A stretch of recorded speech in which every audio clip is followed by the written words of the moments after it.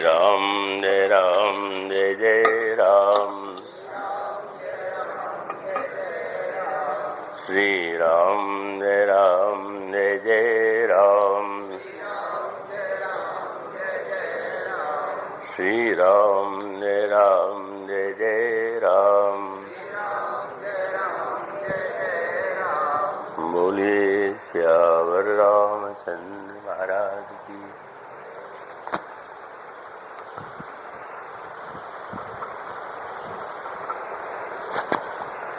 ओम मंगलमूर्तये नमः। गणाधिपतये नमः। वर्णानां मृत्युसंज्ञानां रसानां छन्दसामपि मंगलानां च कर्तारो वन्दे वाणी विनायको। शान्तं शाश्वतमप्रमेयमनघं निर्वाणशान्तिप्रदं ब्रह्मशम्भुफणीन्द्रसेव्यमनिशं वेदान्तवेद्यं मृगं रामाख्यं जगदीश्वरं सुरगुरुं मायामनुष्यं हरिं वन्देऽहं करुणाकरं रघुवरं भूपालचूडामणिं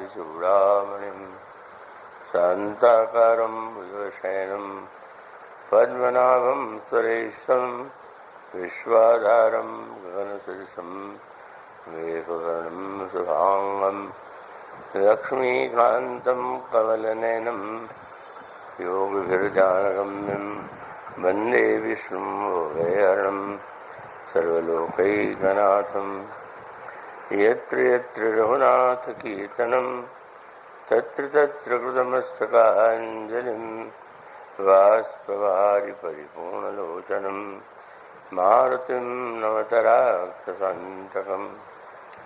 गरुडमहाज्ञानी गुणराशि हरिसेवकयति निकटनिवासी कुन्द-इन्दुधरगौरसुन्दरं अम्बिकापतिमभीष्टसिद्धिदं कारुणिककलकञ्जलोचनं नौं शङ्करमनङ्गमोचनं। प्रभु समर्थ सर्वज्ञ शिव सकलकलागुणधाम योग ध्यान ऐराग्यनिप्रणतिकल्पतरुणाम्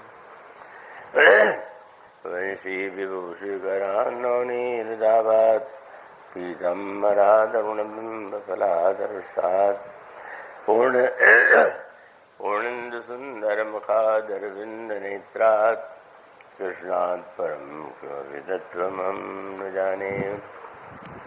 श्रीगुरुचरणसरोजरज निजमनमुकुर सुधारि वर्णो रघुवर विमल यश जोदायक फलचारि।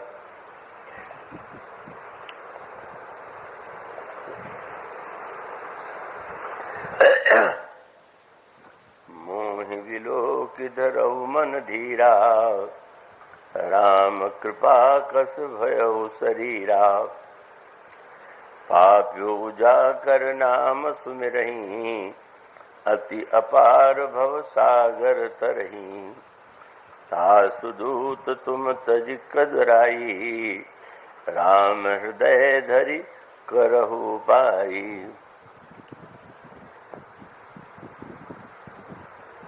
श्रद्धेय स्वामी श्री निखिलात्मानंद जी, श्रद्धेय स्वामी आत्मानंद जी, ये दोनों संत जो आपके विराजमान हैं, श्री रामकृष्ण मिशन के आप अध्यक्ष हैं और बड़े ही विद्वान, बड़े उत्कृष्ट वक्ता, तो उनका स्वागत है और आप सब लोगों का अभिनंदन। मुझसे कई बार लोगों ने पूछा प्रेमनाथ जी इतनी गर्मियों में ही कार्यक्रम क्यों रखते हैं, तो उसका कारण यह है कि आज जो ये भगवान लक्ष्मी नारायण हैं उनकी प्राण प्रतिष्ठा का दिवस है और इसलिए उस काल विशेष से जोड़ करके ही यह प्रवचन रहे, ऐसी उनकी इच्छा है। और इसलिए आप सब लोगों को यद्यपि लग तो नहीं रहा है कि आप लोगों ने कोई कष्ट मान करके उसका लाभ न लिया हो, पर मुझे विश्वास है कि भगवान की इस प्राण प्रतिष्ठा पर्व से जुड़ करके आइए हम लोग जो प्रसंग आपके सामने चल रहा था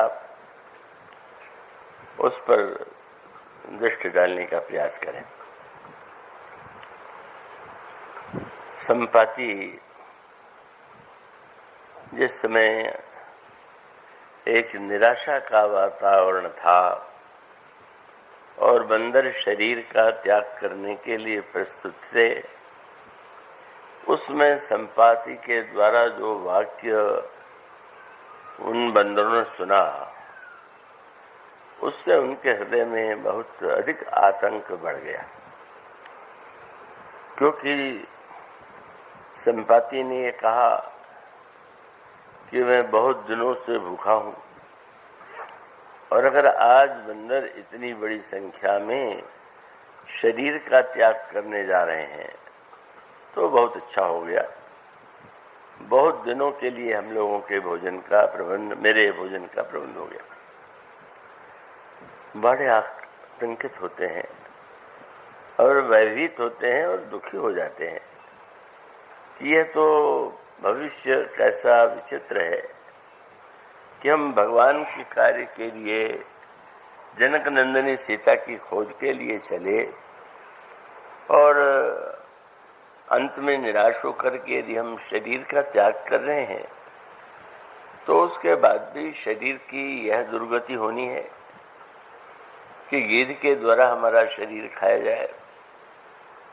ये मानो नैराश्य की चरम परिणति थी, पर वस्तुतः उसके अंतरंग अर्थ पर विचार करें तो ये जो ईश्वरीय अनुकंपा है, कृपा है, वो कई रूपों में सामने आती है। इसीलिए श्रीमद् भागवत में कहा गया कि भगवान की अनुकंपा होना ही सब कुछ नहीं। कभी तो ऐसा लगता है कि भगवान की अनुकंपा है, कृपा है, और कभी ऐसा भी लगता है कि भगवान तो दुष्ट है। ये हमारे लिए तो बड़े का दुख का और अशांति का, निराशा का समय है। लेकिन भगवान वेद व्यास कहते हैं कि ऐसा अगर जान पड़े तो आप उसकी समीक्षा नहीं, सुसमीक्षा कीजिए। तत्तेनुकंपाम सुसमीक्षमाणो, मैंने समीक्षा में भी व्यक्ति सावधानी पूर्वक जब अर्थ भाव पर विचार करता है तो समीक्षा है, और ग्रंथों की समीक्षा निकलती रहती। पर जब एक सु अक्षर जोड़ दिया गया, सुसमीक्षा, तो उसका अभिप्राय है कि जहां पर उसका अंतरंग अर्थ भिन्न है, दिखाई कष्ट, दुख, अपमान के रूप में सामने आ रहा है, उस समय भी हमें बहुत गहराई से सुसमीक्षा करनी चाहिए, विचार करना चाहिए कि इस क्रिया का क्या तात्पर्य। और सचमुच यह जो गीत का स्वर था जिसमें यह कहा गया कि हम इन बंदरों का भक्षण करेंगे, अब गीत एक तो स्वयं बड़ा अशुभ, अपवित्र माना जाता है, और दूसरे जो मृत्यु के लिए प्रस्तुत है उसके लिए तो और भी ये दुखदाई शब्द है। और ऐसी स्थिति में वो स्वर सुन करके व्याकुल हो जाना, ये स्वाभाविक व्यक्ति की प्रकृति है।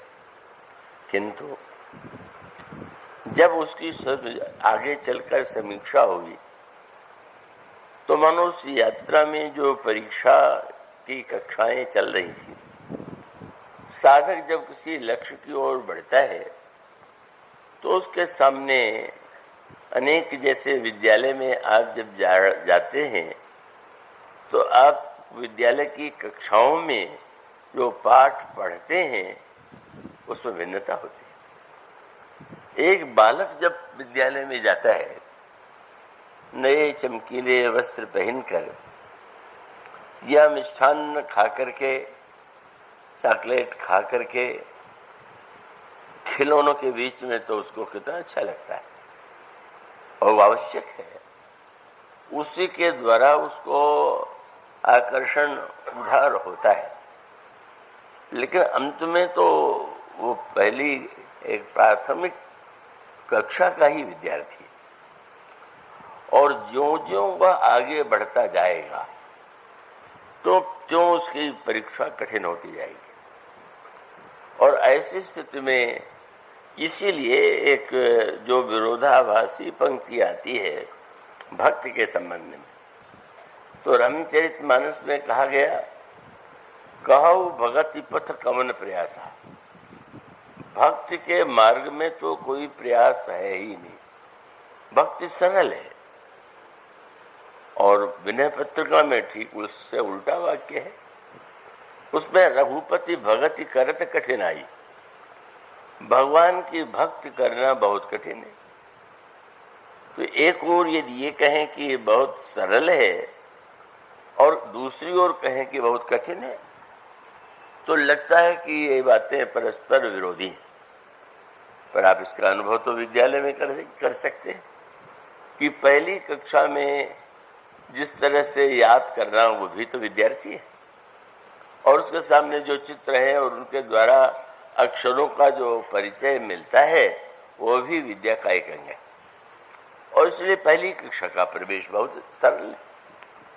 पर आगे चल करके जब कक्षाएं आगे की ओर विद्यार्थी बढ़ता है तब कितना कठिन हो जाता है पाठ्यक्रम, और उसमें उत्तीर्ण होने के लिए उसको कितना श्रम करना पड़ता है। तो ये जो साधना का क्रम है इसका भी स्वरूप यही। प्रारंभ में तो साधक को कुछ एक ऐसी अनुभूतियां होती हैं कि जो से बहुत आनंदित होता है।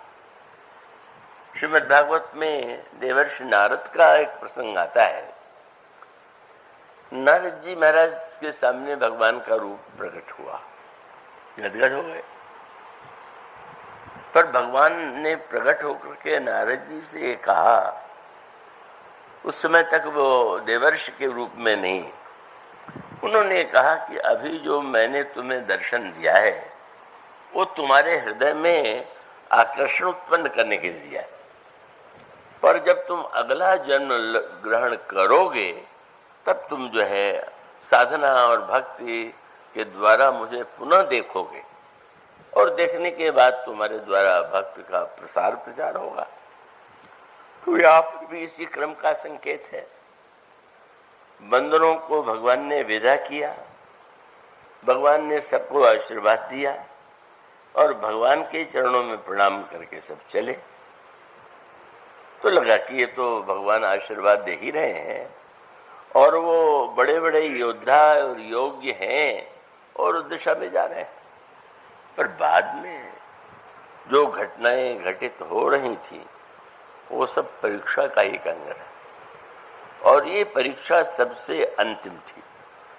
और विचित्र बात देखेंगे आप कि ये तो बंदरों की परीक्षा थी, हनुमान जी की परीक्षा तो उसके बाद प्रारंभ हुई और वो लंका की यात्रा में हुई। तो बंदरों की यात्रा की परीक्षा का अंतिम उसकी कक्षा थी, लेकिन हनुमान जी की यात्रा की परीक्षा में तो इतने परीक्षक हैं कि देवता ही सुरसा को भेजते हैं कि जाकर के परीक्षा लेकर के देखो कि ये बंदर जो है लंका में अकेला जा रहा है, क्या सफलता पूर्वक लौट सकता है। तो हनुमान जी की परीक्षा जो हुई वह तो सर्वोच्च स्थिति में जो है स्थित है का उनके चरित्र के अनुकूल है। पर जो ये परीक्षा बंदरों की थी वो क्या थी, किसे पाना है, जनक नंदिनी सीता को। और सीता जी कौन है, वैदेही है।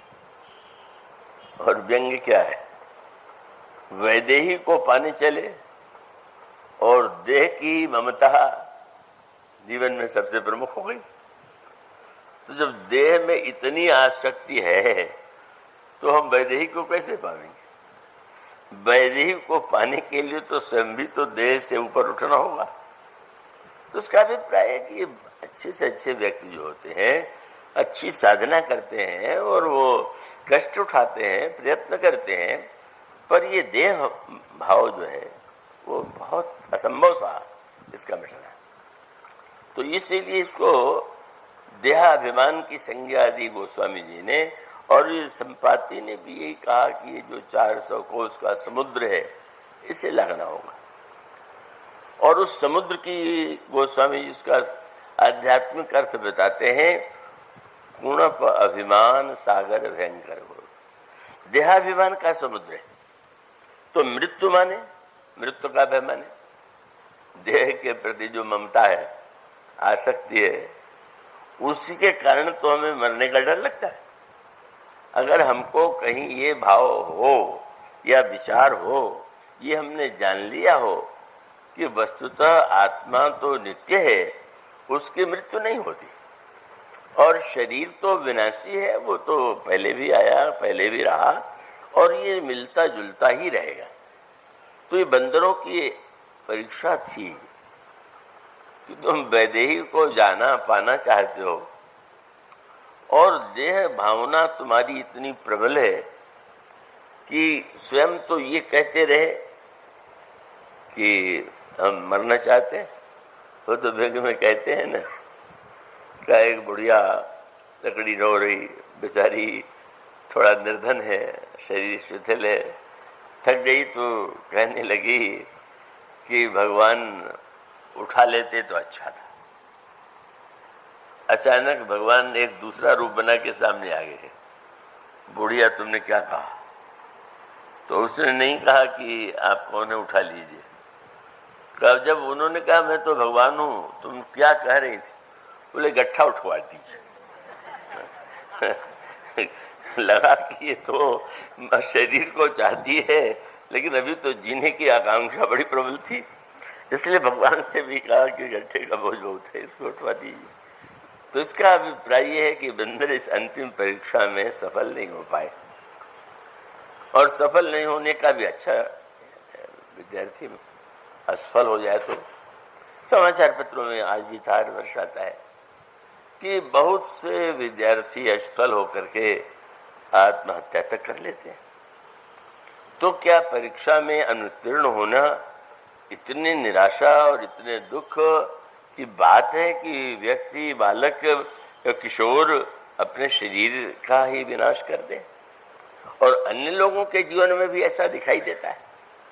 का इसका अर्थ यह है कि यही तो अवसर है जो पराजय और जीवन में असफलता का युग दिखाई देता है, तो उसमें हमें फिर जैसा यहाँ हुआ, संपाति का स्वर सुन के डर लगा, लेकिन उसके बाद संपाति का स्वर कब बदल गया। और यही साधना का क्रम। तब माने ये देह भावना जो है, इसका मिटने का उपाय क्या है? और तब उसका सूत्र यही कि बिना विचार के व्यक्ति बार बार विचार करता रहे संसार का स्वरूप, आत्मा का स्वरूप, अपने जीवन की अनित्यता, तो ये विचार जो है वो व्यक्ति को सत्य की दिशा में ले जाता है। इसलिए जब बंदर व्याकुल हुए तो एक वह व्यक्ति अंगद थे जिन्होंने विचार का प्रयोग किया। श्री हनुमान जी की भूमिका अलग है, ये कल उसकी चर्चा आपके सामने की जा चुकी। श्री हनुमान जी इस परीक्षा क्रम में है ही नहीं, वहां तो वस्तुतः उनकी परीक्षा लेना तो एक धृष्टता है और वो दे देते हैं, ये उनकी कृपा है। तो ऐसी स्थिति में अंगद ने क्या कहा? जब सब घबराए हुए थे तो गोस्वामी जी का वाक्य क्या कहा? अंगद विचार मन माय, विचार पूर्वक उन्होंने कहा, बोले। किसका स्मरण आया?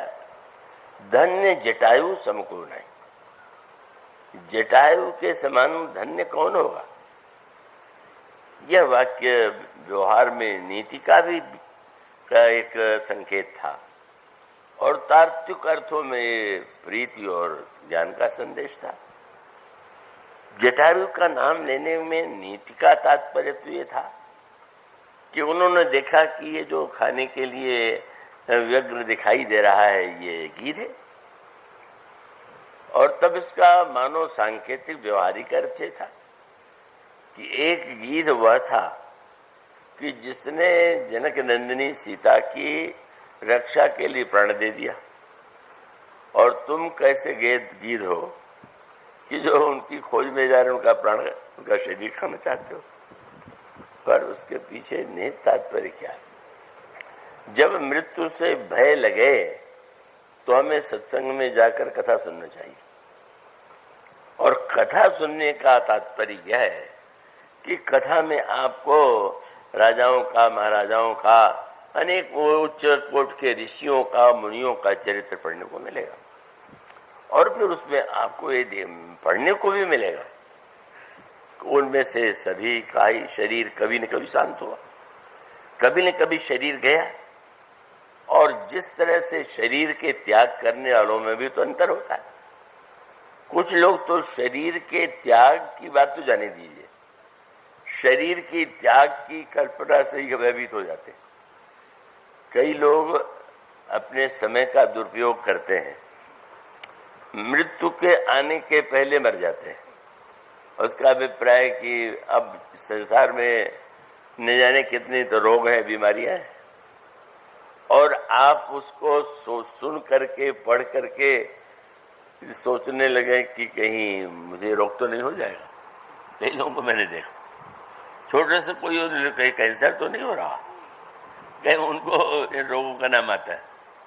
और एक संस्मरण तो ऐसा जो प्रयाग विश्वविद्यालय का, वो बड़े वृद्ध हैं, बहुत लंबी आयु के हैं, तो वो भी इस विश्वविद्यालय में पढ़ते थे, और उनको अन्य ग्रंथों को भी पढ़ने का एक व्यसन था।